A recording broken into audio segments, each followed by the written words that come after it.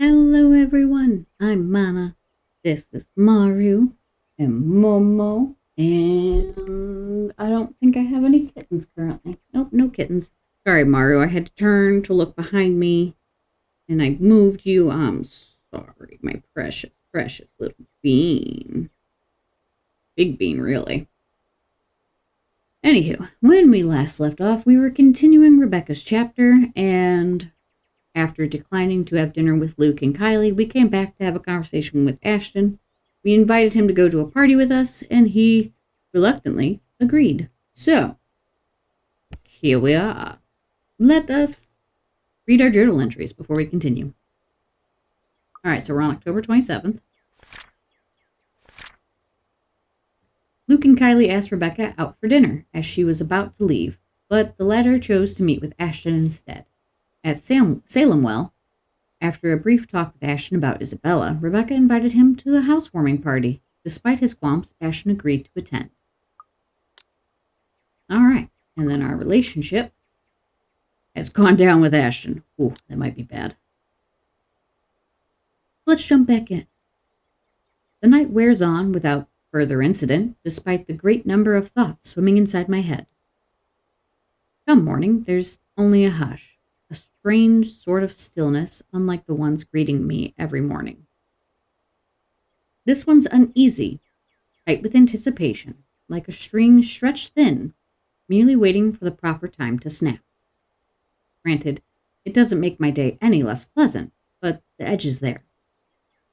And as expected, the second I step out of my flat, it comes apart, broken by the voices of two squabbling adults echoing from the floor below.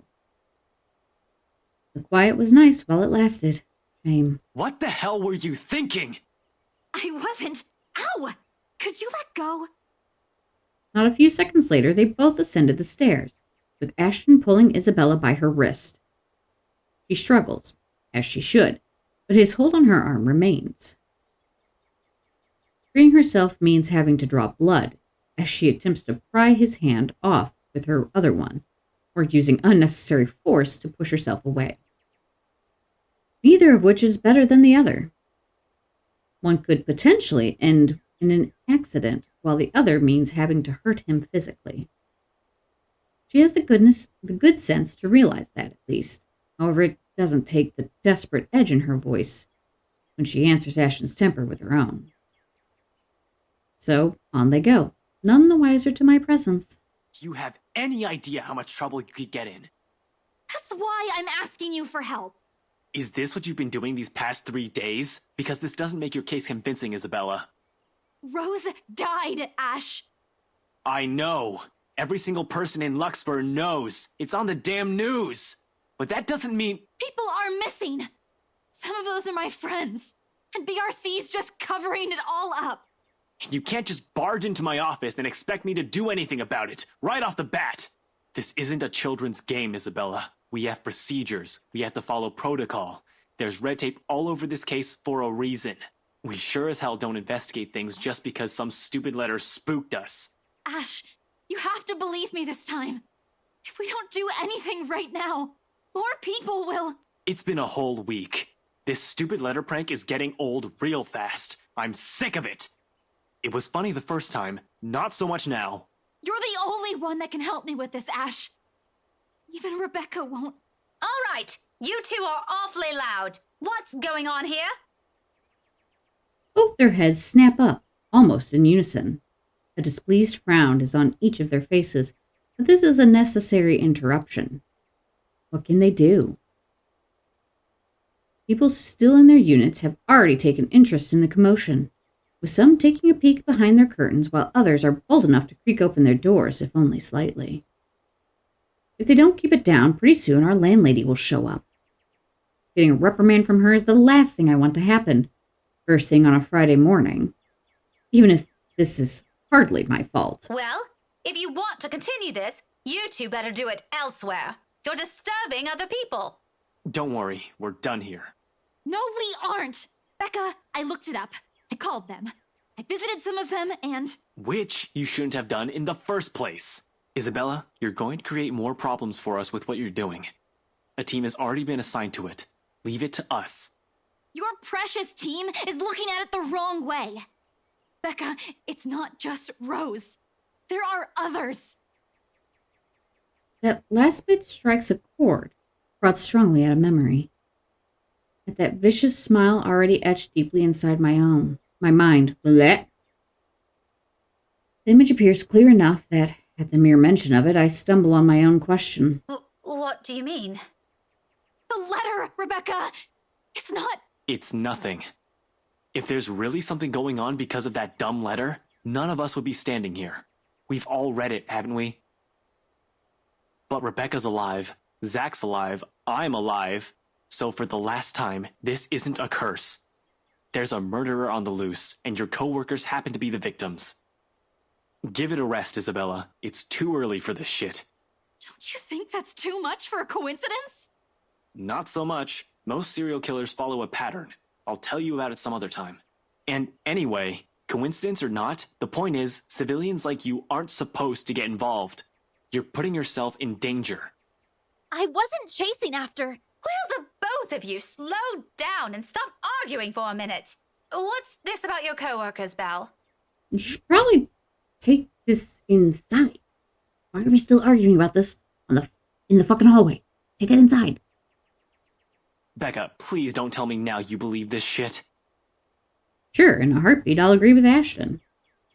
That's how it's always been. Besides, having a very good point. Really, they're the very same ones he'll make every time I ask too many questions. But the fact of the matter is, what he wants to hear from me right now is far from what I've been sensing these past few days. It doesn't matter what Isabella or I believe on our own. Something odd has been happening around me, and that letter she picked up is at the heart of it. But, however I respond to the question in their faces, only one of them will be pleased with it. I'm pretty sure I said I might have seen her. And that's what I want to do in this situation. But because I'm pretty sure I've done this before, I'm going to get Isabella. We also don't know what Isabella's doing. Oh, God, I'm going to get her killed. My goal is to not get people killed. But I also want to make different choices than what I've made before, so you shouldn't be doing these things. Regardless of Isabella's intentions, curse or not, Ashton has every right to feel miffed. He's gone great lengths to try to keep his personal life away from his job. Even if he won't say it, he'll fight tooth and nail to keep us safe.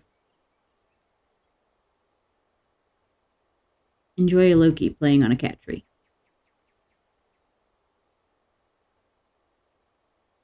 And this time, Miss Cooper's death hit close. Too close to someone he cares about. That's not what I'm trying to get at, Ash. Then help me talk some sense into her. I was about to get to that. Isabella, I know you're worried about those people, but you have to understand that what Ashton's doing isn't simple. He's right. You shouldn't even be involving yourself in this kind of stuff, much less doing things on your own. I went to him, didn't I? First thing in the morning. I asked for his help. After you went ahead and did some snooping. And now you're planning another one. Can't you see what's wrong with that? You won't believe me unless I give you proof. You said it yourself. Evidence doesn't lie. Concrete proof, Isabella. Not something based on rumors or stupid urban legends. Trust me, Belle. Any day, I'd gladly help you with anything. I know that. I was only hoping I could fix this before any of you, before I... She breathes in, deep, steadying, and in that moment, something falls behind her eyes as she looks away. Sorry. I got ahead of myself, didn't I? A quiet resolve. The same one I saw in her that night from 3 days ago. But this time it burns brighter. Even Ashton wavers at its sight. When she looks him straight in the eyes, gaze unflinching. Gradually, his grip on her wrist loosens. Belle, all I'm asking you for is to... Just this once, Ash. Her voice, though small and lacking any force, stops him. Along with it, every sound, every noise dies around us. A hush descending as if the world is waiting for her words. You don't have to come with me. But if I don't do anything, I am going to regret it. She lays a hand atop his. Gentle.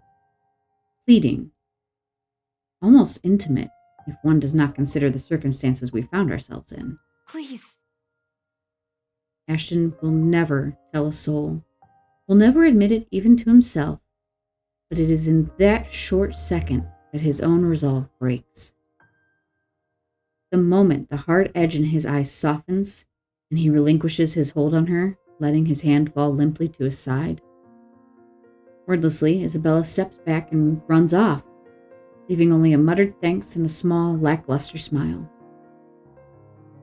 Only after the last of her footsteps fade away does Ashton move, breaking the silence with one of his sharp exhales before reaching up to pinch the bridge of his nose in a gesture of frustration and surrender. I can't believe she just talked me into that. Don't worry. I'll get her back here. He's already poised to leave when my own instinct takes over. I reach for him, gripping his elbow with the same unyielding grip, the action prompted by voices whispering at the back of my mind. He's not going to believe me, but he deserves a word of caution. Who knows where all this will take us? How all this will end? He shouldn't be caught off guard, beliefs notwithstanding. Ash, I know you don't believe in those things she's saying. And you know me. I am as less inclined to believe in those as you do. But please, try to hear her out. Even if it's not a ghost, or a curse, I think there's still something odd going around here. What do you mean? Weird things. Like the feeling of someone watching you. Or shivers.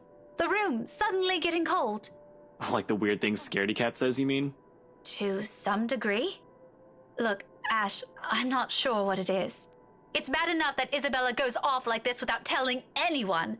I'm just worried something might happen to her if she keeps at it. Talk to her, okay? As if she trusts me enough for that. Doesn't the fact that she approached you first about this, instead of me, already say a lot? A different kind of trust, granted implicitly and never spoken, sometimes too big, too fragile to last.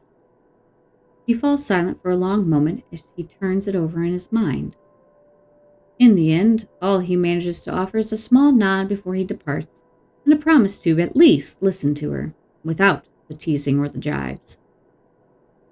A favor for me, and the least he could do for her. This is as much as I can do for him, as well, until I've understood what's happening myself. Tonight, hopefully, where this all started will provide the answers I'm looking for.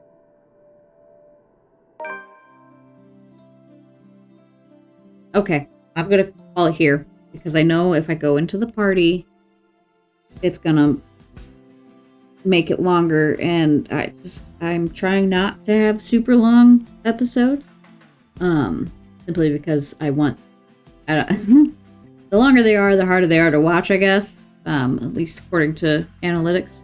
Not that analytics matter. I don't make money doing this, so, but yeah, I'm going to end it here. I'm also trying to make sure that I record enough videos to cover while I'm out. And if everything is happening all at once in one episode, I'm going to run out of content really quick. But this feels like a good stopping point because we're about to move into another section of the story.